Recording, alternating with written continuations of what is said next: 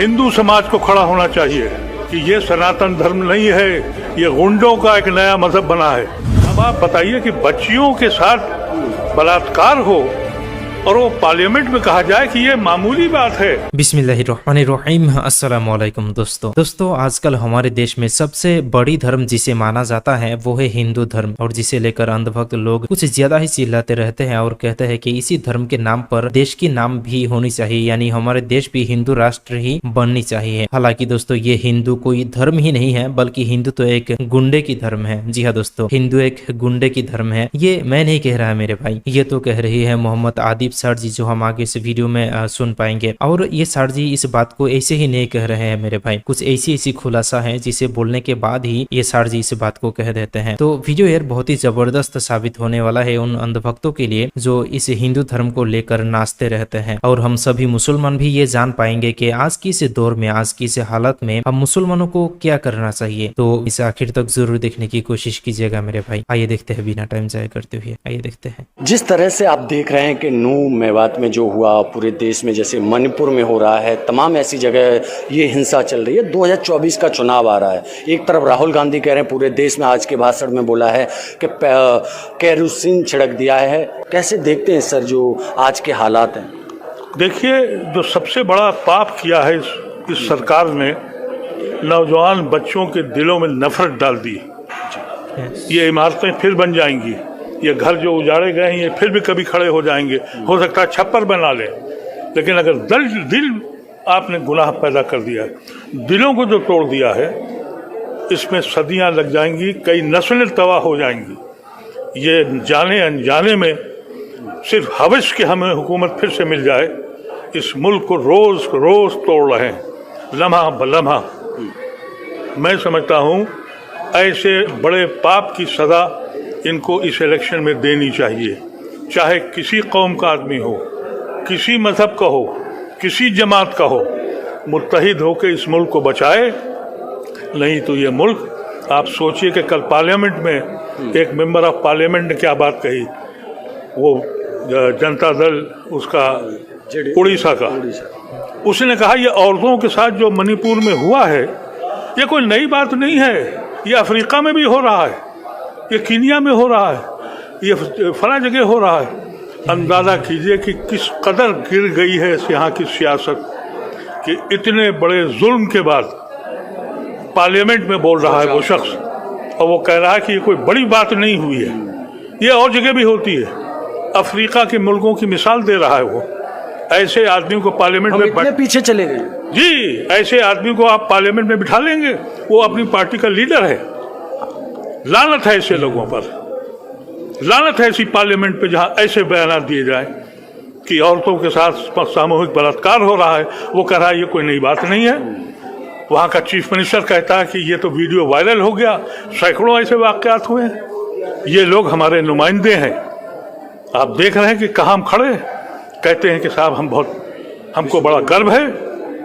हमें गर्व नहीं है, लानत भेजता हूं मैं शर्म से डूब जाता हूं जब ऐसी बात सुनता हूं। नू मेवात में एक तरफा कार्रवाई देख रहे हैं आप, बुलडोजर चल रहा है। जी, फैक्ट फाइंडिंग ने यही बताया कि 164 में से 164 मुसलमान हैं।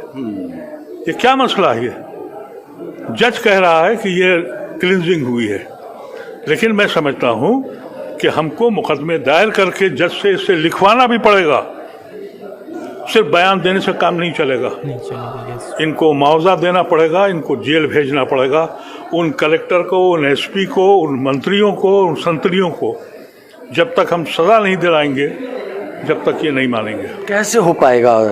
देख रहे हरियाणा में भी सरकार इन्हीं की है और मणिपुर में भी, दोनों की डबल इंजन सरकार है। दुनिया ने हिटलर को भी देखा था, मुसोलिनी को भी देखा था, और रावण को भी देखा, और जाने कितने लोगों को देखा है। सबका अंजाम वही होगा।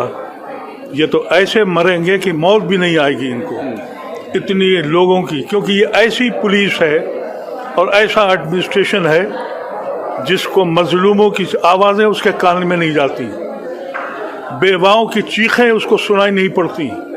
ये ऐसी जालिम फौज तैयार की, ऐसी जालिम पुलिस तैयार की। इतना बड़ा पाप कोई सोच नहीं सकता था कि मेरे मुल्क में ऐसा भी वक्त आएगा। कि जब इंसान इंसान को मारेगा और जश्न मनाएगा, इंसान इंसान को मारेगा और मंत्री हार पहनाएगा और फिर कहा जाएगा कि भारत माता की जय। अरे किस चीज़ की जय? मैं तो साफ साफ कहता हूँ ये बात। मैं समझता हूँ एक इस मुल्क को जहाँ लाके खड़ा किया है, मुझे डर लगता है कहीं सिविल राइट्स ना होने लगे और कहीं बगावत ना शुरू हो जाए। 24 से पहले होना चाहिए। अगर मुसलमानों के अलावा कोई दूसरी कौम के साथ इतनी ज्यादती की होती तो हो जाता। दलितों के साथ हो रहा है ना? दलितों के साथ भी इतना नहीं, दलितों में कम से कम इतना तो हो गया है कि जब दलित को मारते हैं तो पॉलिटिकल पार्टी वोट के लिए उनके पास जाती है। जब आपके आदमी को मार डालते हैं और लिंच करते हैं, कोई पार्टी आती है आपसे पूछने?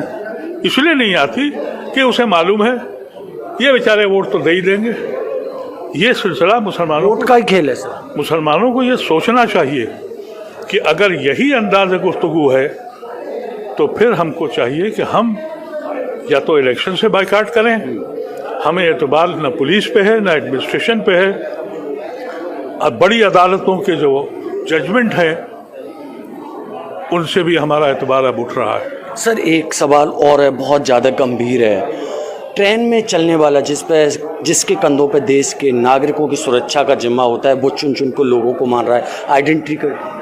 यही मैं आपसे कह रहा हूँ कि एक पुलिस ऑफिसर, मैंने अभी कहा ना कि ये पुलिस के लोग, अभी मैंने अपनी मीटिंग में भी बात कही थी कि ये खाकी लिबास में बजरंगी और विश्व हिंदू परिषद के लोग हैं। आज तक न रेलवे मिनिस्टर की जबान खुली, न प्रचार मंत्री की जबान खुली, न ये बात की गई कि इनको मुआवजा कौन देगा।